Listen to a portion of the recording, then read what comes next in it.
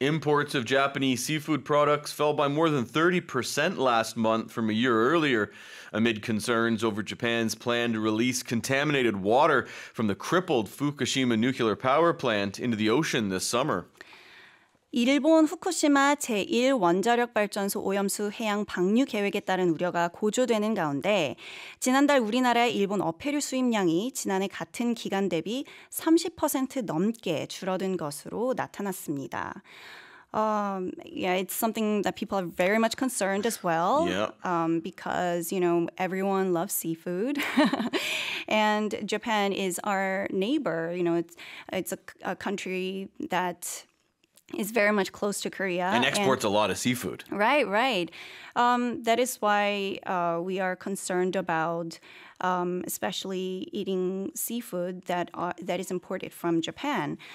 자, 여기에서 이제 어패류를 seafood products라고 했어요.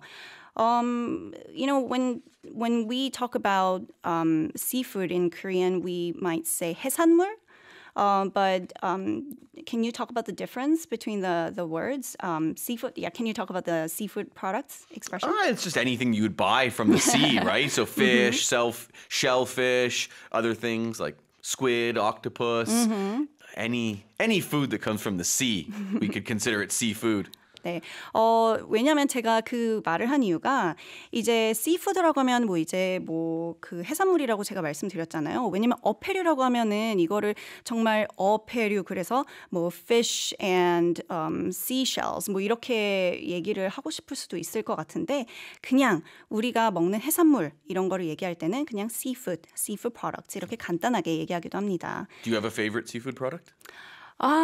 Actually, I'm more of a meat lover. Oh, really? Okay. But I love like salmon. And tuna, that's mine too. Yeah, Younga, for sure.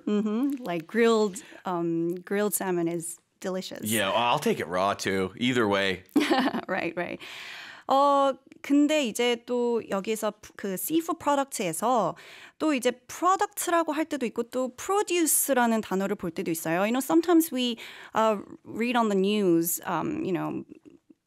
products or produce. You use produce as not a verb, but as a noun. And can you talk about the difference between those two? That's fruit and veg. Fruit and veggies, the produce section of a supermarket. Yeah, so usually when we're talking about like groceries, fresh groceries, we say produce, right? But when we're talking about like meat, seafood, we don't say produce. No, produce is just fruit and vegetables. Like if you go to a supermarket in an English-speaking country, it'll say the produce section. Right. 자, 그 다음에 expression 한번 볼까요? 다음에 이제 레이 선생님이 읽어주신 게 amid concerns over Japan's plan to release contaminated water from Fukushima. 이렇게 amid concerns over라는 expression을 썼어요. So amid concerns over is like in the middle of concerns. In the middle of or during. I always think of during. Right. So you'll see amid a lot in the news. It means like during that time. So the reason why imports of seafood from Japan have fallen over the last 2 months is because people are worried. They're worried now. We're in that time. We're living through the time where people are kind of worried about what's going to happen. Right. I remember when I was learning English in the beginning, I always got confused over the words amid and in the midst of. Oh, okay. Yeah. For some reason. I don't know if some other people are the same with me, but because, it's like in the middle of, and they sound really similar. Yeah, like I would say amid is more of a longer time period, whereas in the midst, like we are in the midst of the show right now. So it's something you're doing at the moment, and it's more personal.